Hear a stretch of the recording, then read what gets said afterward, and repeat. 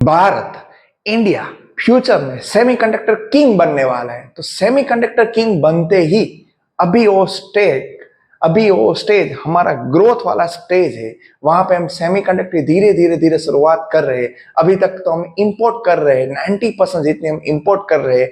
अब फ्यूचर में हम खुद ही यहाँ पे प्रोडक्शन करने वाला है। इसीलिए तो गवर्नमेंट 76,000 करोड़ का बजट भी यहाँ पे अलोकेट किया है।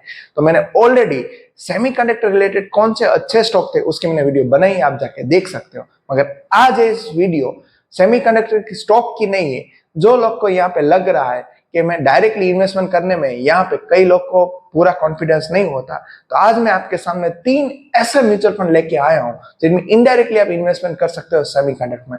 तीनों फंड अभी तक अच्छा परफॉर्मेंस किया है और अच्छा खासा अलोकेशन वहां पे सेमीकंडक्टर का भी है। अभी देखिए तो सेमीकंडक्टर की एवरी प्लेस पे यूज हो रही है। जैसे मोबाइल में यूज हो रही है, कंप्यूटर में यूज हो रही है, वॉशिंग मशीन में, मेडिकल अप्लायंस में भी फ्यूचर में यूज हो रही है। तो अभी सब जगह पे देखे तो सेमीकंडक्टर की डिमांड बढ़ी है। वैसे अभी देखिए तो 3 सेक्टर बढ़िया सेक्टर फ्यूचर ग्रोथ वाले हैं। डेटा सेंटर, सेकंड अभी यहाँ पे देखिए तो सेमीकंडक्टर और वाटर मैनेजमेंट। तो तीनों सेक्टर में सेमीकंडक्टर की मैंने ऑलरेडी वीडियो बनाई, कहाँ कहाँ स्टॉक में आप इन्वेस्टमेंट कर सकते हो। अभी आज मैं आपके सामने उसमें म्यूचुअल फंड लेके आओ कि जब डायरेक्टली आप यहाँ पे इन्वेस्टमेंट करो और रिस्क भी कम और रिटर्न भी यहाँ पे अच्छा खासा मिल सकता है। तो तीनों सेमीकंडक्टर वाले कौन से म्यूचुअल फंड है जहाँ पे इन्वेस्टमेंट करें मैंने आपके सामने रखे, मगर कोई भी बाय सेल रिकमेंडेशन नहीं। तो फ्रेंड यहाँ पे देखिए तो सेमीकंडक्टर म्यूचुअल फंड, भारत की सेमीकंडक्टर इंडस्ट्री अब सिर्फ देखो यहाँ पे डिवाइस असेंबली तक सीमित नहीं रही है, बल्कि डिजाइन और चिप निर्माण में तेजी से आगे बढ़ रही है। अभी यहाँ इंडिया में ही प्रोडक्शन स्टार्ट है। सरकार के मुताबिक आने वाले समय में 2nm चिप उत्पादन भारत टेक्नोलॉजी सेल्फ रिलायंस बनने जा रहा है। तो उसका फायदा यहाँ पे बेटर मिलने वाला है।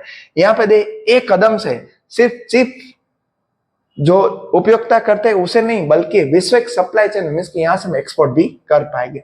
76,000 करोड़ का बजट भी यहाँ पे अलोकेट किया। इस हफ्ते यहाँ पे बात करें तो केंद्रीय मंत्री अश्विनी वैष्णव ने बेंगलुरु में ARM का नया सेमीकंडक्टर डिजाइन ऑफिस शुरू किया। देखो शेयर मार्केट में पैसे कमाना है तो आपको क्या करना पड़ेगा, गवर्नमेंट कहाँ पे अभी बुलिश है, गवर्नमेंट कौन से सेक्टर को यहाँ बुलिश देने जा रही है, उस सेक्टर को रडार पे रखो। तो अभी ये सेक्टर है। सरकार के मुताबिक इंडिया सेमीकंडक्टर मिशन अब तक 10 प्रोजेक्ट मंजूर दे चुका है, जिनमें 6 राज्यों में कुल 1.6 लाख करोड़ का इन्वेस्टमेंट भी शामिल है। मिशन के मुताबिक बजट 76,000 करोड़ का मैंने पहले आपको बताया, ताकि इंडस्ट्री को इकोनॉमिक सिस्टम से मजबूत किया जाए। मीन्स के पैसे ही तभी तो प्रोडक्शन हो सकता है और PLI स्कीम ये सब भी यहाँ पे फायदा मिल सकता। ग्लोबल सेमीकंडक्टर इंडस्ट्री 2030 तक 1 ट्रिलियन तक पहुंचने की उम्मीद है। वहां में हम इंडिया की बात करें तो डोमेस्टिक मार्केट $110 बिलियन तक बढ़ सकता है। डिजाइन लिंक इंसेंटिव स्कीम का भी स्टार्टअप को यहाँ पे चिप डिजाइन बनाने को फायदा मिलने वाला है। 23 चिप डिजाइन प्रोजेक्ट मंजूरी कर गई और अभी 72 कंपनी एडवांस डिजाइन टूल्स इस्तेमाल कर रही है। तो ये सब का भी फायदा होना है। देखो अब बात करते हैं भाई, पहले तो हमने ध्यान लिया पे गवर्नमेंट का बजट अच्छा है, अभी हम इंपोर्ट कर रहे हैं तो स्वनिर्भर यहाँ पे बनने जा रहे हैं, आत्मनिर्भर बनने जा रहे हैं। तो वहां पे डायरेक्टली मार्केट में इन्वेस्टमेंट ना करते हुए म्यूचुअल फंड से हम कैसे जा सकते, तो यहाँ पे म्यूचुअल फंड आपके सामने रखे। यहाँ पे देखिए तो म्यूचुअल फंड इन्वेस्टर इस सेक्टर का हिस्सा बनने के आसान रास्ता यही है, इसलिए 3 म्यूचुअल फंड चुने हैं। फर्स्ट है आपके लिए मोतीलाल ओसवाल फ्लेक्सी कैप। अब यहाँ पे आप देखो कितना अलोकेशन कौन से शेयर में, आप डायरेक्टली भी इन्वेस्टमेंट वो शेयर में कर सकते हो, मगर यहाँ पे रिस्क कम रहता है, डेफिनेट रिटर्न भी इतना ही कम रहता है। जो मार्केट के और सेक्टर के बीच डायनामिक अलोकेशन करता है उसी का नाम तो होता है फ्लेक्सी कैप। यहाँ पे लिमिटेशन नहीं, अपने हिसाब से वहां पे एडजस्ट करते रहते हैं। अप्रैल 2014 में लॉन्च किया था, 2025 तक AUM 136.8 तक पहुंच गया। वैसे भी देखे तो 5 की रेटिंग वाला फंड है। यह fund quality, growth, longevity and price philosophy के आधार पे यहाँ पे कर रहा है। इसके पोर्टफोलियो में large cap 44.3%, mid cap 8%, small cap 1.4% शामिल है। पिछले 5 साल का यहाँ पे रिटर्न देखे तो 29% CAGR क्रिएट कर चुका है।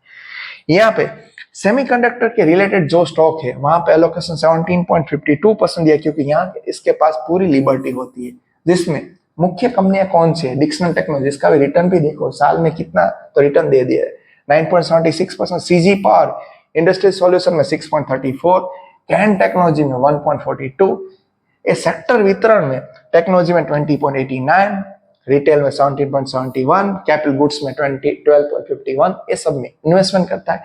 तो आप इनडायरेक्टली ये म्यूचुअल फंड खरीद के यहाँ पे इन्वेस्टमेंट करके आप सेमीकंडक्टर में इन्वेस्टमेंट कर सकते हो। मगर कोई बाय सेल रिकमेंडेशन नहीं, ऐसा मैंने कह दिया तो आपको खरीदना ऐसा नहीं है। मगर इंफॉर्मेशन इसलिए इंपॉर्टेंट है कि अभी सेमीकंडक्टर का फ्यूचर है, हमें फ्यूचर से मार्केट से पैसे कमाना है तो फ्यूचर को ध्यान पे रखना पड़ेगा। अब डायरेक्टली या इनडायरेक्टली, अब इनडायरेक्टली म्यूचुअल फंड है तो यहाँ पे भी हम इन्वेस्टमेंट कर सकते हैं। यहाँ रिटर्न भी अच्छा है मगर रिस्क शेयर मार्केट से डायरेक्टली से कम है। रिटर्न डेफिनेटली वहां जितना तो नहीं होगा, मगर जैसे एक्सपेक्टेड नॉर्मली जो म्यूचुअल फंड है 12-15%, उससे तो अच्छा साबित हो सकता है। नेक्स्ट, कैनरा रोबेको इंफ्रास्ट्रक्चर की तो बात क्या करें, मैंने इंफ्रास्ट्रक्चर जब मोतीलाल ओसवाल का 10 रुपए की NAV जब आने वाली थी, इसके जब वो NFO लॉन्च हुआ था तब मैंने उसकी वीडियो बनाई थी। आप जब देखो 12 रुपीज में चल रही, मैंने पूरी वीडियो बनाई, तो ऐसे वीडियो में बनाता रहता हूँ कि जहाँ पे मौके दिख रहे थे। 2005 में ये फंड लॉन्च हुआ था, 2025 तक 8.89 अरब तक पहुंच गया है। इस पोर्टफोलियो में large cap 54.3, large mid cap 30.8 और यहाँ पे भी देखे तो स्मॉल कैप 11.34। 5 साल में 31.9% CAGR रिटर्न क्रिएट किया है, बढ़िया रिटर्न अभी तक तो दे चुका है। यहाँ पे भी देखे तो 12.3% लोकेशन सेमीकंडक्टर सेक्टर में है, जिसमें मुख्य कंपनी BEL, इसमें भी आप डायरेक्ट भी इन्वेस्टमेंट कर सकते हो। Dixon technology 3.56, CGN power and industrial solution में 2.99 और केन टेक्नोलॉजी सब में यहाँ पे कॉमन है 2.14%। सेक्टर एक्सपोजर देखे तो यहाँ पे कैपिटल गुड्स में 24.3, पावर 11.3, इंफ्रास्ट्रक्चर 9.14, ये पढ़ने भी अभी तक पोजिशनल एग्रेसिव रिटर्न दे चुका है। एंड थर्ड, जहां पे सेमीकंडक्टर में इनडायरेक्टली इन्वेस्टमेंट कर सकते हो, नाम है HSBC इंफ्रास्ट्रक्चर फंड। और जो मैंने अभी आपको बताया कि अभी NFO आया था 10 रुपीज के लिए, अभी 12 रुपीज चल रही है, मोतीलाल ओसवाल का इंफ्रास्ट्रक्चर फंड था, मैंने उसकी भी वीडियो बनाई, आप जाके देख सकते हो। ये भारत का और अर्बन डेवलपमेंट पे ध्यान देने वाला एक और प्रमुख फंड है। जनवरी 2008 में लॉन्च किया था, 2025 तक 227.8 करोड़ तक पहुंच गया। इसके पोर्टफोलियो लार्ज कैप में 55.34, मिड कैप में 11.71, स्मॉल कैप में 30.71 और देखिए तो 5 साल में 29.3 और लगातार 10 साल किसी ने रखा तो 17% इतना अच्छा रिटर्न भी दे चुका है। सेमीकंडक्टर सेक्टर में अलोकेशन देखे तो यहाँ पे भी 10.6% रहा है। मुख्य स्टॉक यहाँ पे BEL मेरा फेवरेट स्टॉक है, जब भी आपको मिले मौका तो मेरे हिसाब से शामिल करना चाहिए, कोई बाय सेल रिकमेंडेशन नहीं। डिक्सन टेक्नोलॉजी सेक्टर एक्सपोजर में देखे तो कैपिटल गुड्स 32.07, इंफ्रास्ट्रक्चर में देखे तो 12.9, पावर में 8.97। मुख्य इंफ्रास्ट्रक्चर प्रोजेक्ट में इन्वेस्टमेंट करती है, मगर यहाँ पे सेमीकंडक्टर में भी अच्छा खासा इन्वेस्टमेंट है। अभी यहाँ पे थोड़े आर्टिकल में बात है, ये भी देख लो, भारत में 2nm चिप का महत्व क्या है। अगली पीढ़ी को चिप जो AI mobile high performance device सब में काम आने वाले, इसलिए जरूरत है, इसलिए डिमांड बढ़ने वाले। म्यूचुअल फंड में देखो तो यहाँ पे म्यूचुअल फंड अपने पोर्टफोलियो में टेक्नोलॉजी और कैपिटल गुड्स सेक्टर से स्टॉक में इन्वेस्टमेंट करते हैं इनडायरेक्टली। मोतीलाल ओसवाल का यहाँ पे 5 साल का रिटर्न देखिए तो 29% हो जाए, हमने पहले ही देख लिया।